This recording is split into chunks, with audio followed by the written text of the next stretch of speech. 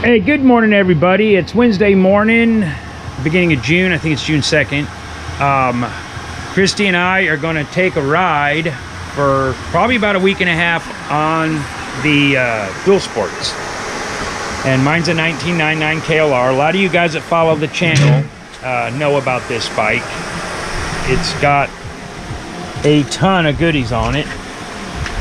So we could do a walk around on it.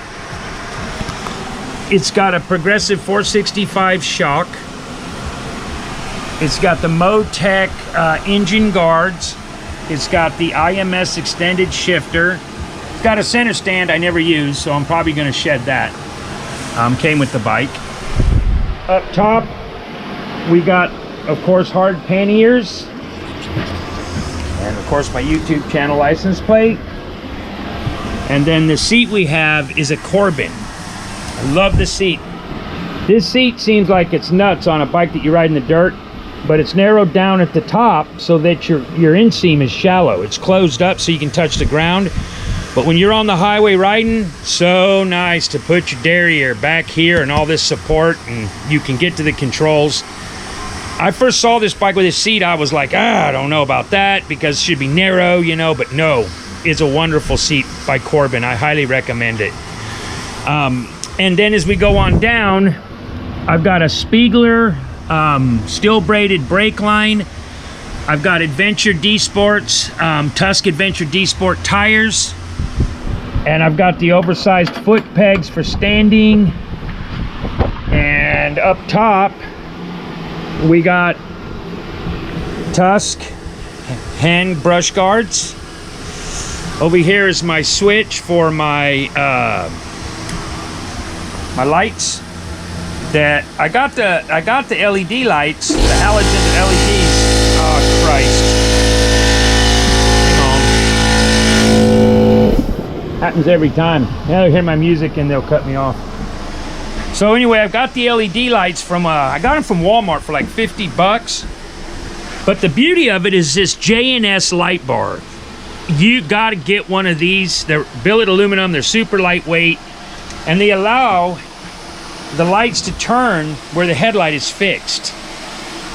And I've got a new dash coming I just found. It's going to mount all of this, but that's my aftermarket lights. And I've got this little port here. This thing is awesome. Cigarette lighter plug in there for your air pump, and then you got your USBs for your charging your phone. It tells you what your battery voltage is at. Really, really good. The clock on it's a little sketched out because I've had it on here for like 2.5 years. This phone mount, I want to tell you guys about this phone mount. It's got a GoPro mount on the front right here. This is a $45 mount. I think it's like 45 bucks from Walmart in their little motorcycle technical section. I was buying the Ram mounts and these little rubbers fall off. I did not like them. They're bulky, they're big. Every time I exit the bike, like if I fall down, I'm ripping my skin off my hand. And more importantly, they're expensive. And this little dude right here, it has these little slide clamps. And believe me, when your phone's in there, it does not come out, but you do have rubbers if you want to hook them over the top. 45 bucks at Walmart. I highly recommend it for all my bikes. And then I've got this Lee Bailey's oversized windscreen. I modified it right here so that I can get full turn, you know, and lock my handlebars out because it was hitting. And I see that a lot. I just took a Dremel tool with a plastic bit, stenciled it like that, and cut it. So now we've got spoke covers, which are just decorative. But here we go with the front end of this bike. This bike has the progressive fork springs for my KLR. And I've got the tunable Race Tech valve cartridges in it.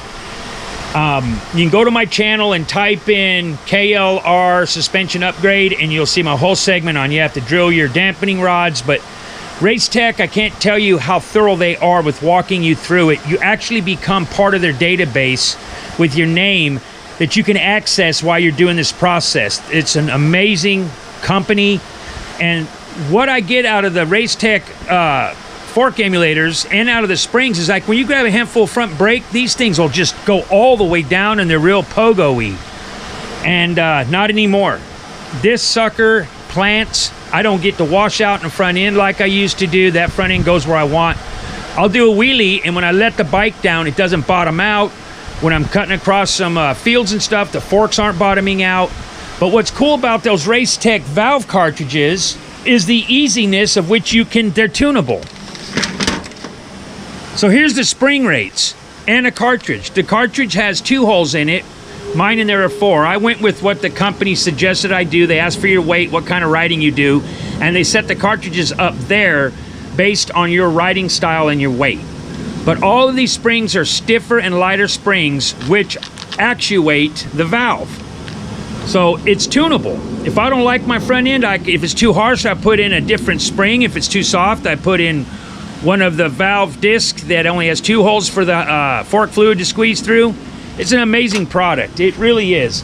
I would say I got $500 in the front end, in the forks. I would just say an estimate.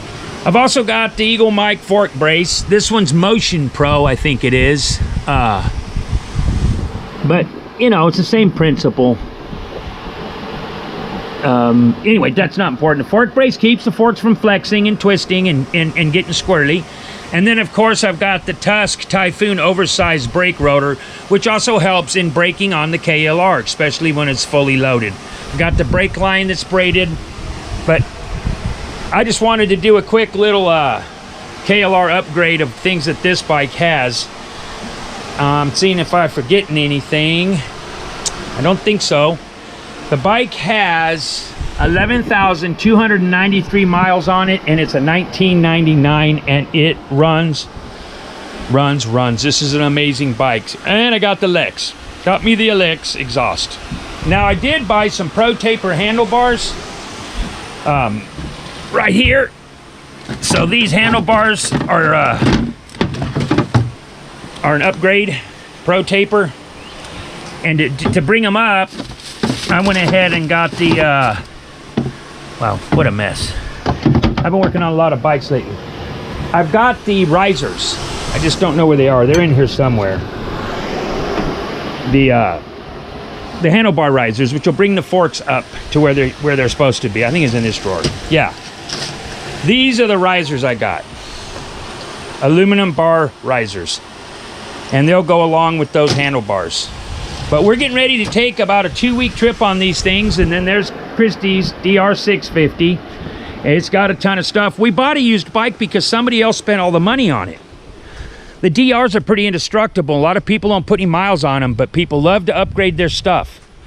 So, you know, she's got the progressive fork springs. She's got the halogen or LED, I think it's an LED light. It's got a fan in it. She's got the Tusk hand guards. She's got the steel braided lines. She's got the engine guards. And my God, you can see where somebody really used them.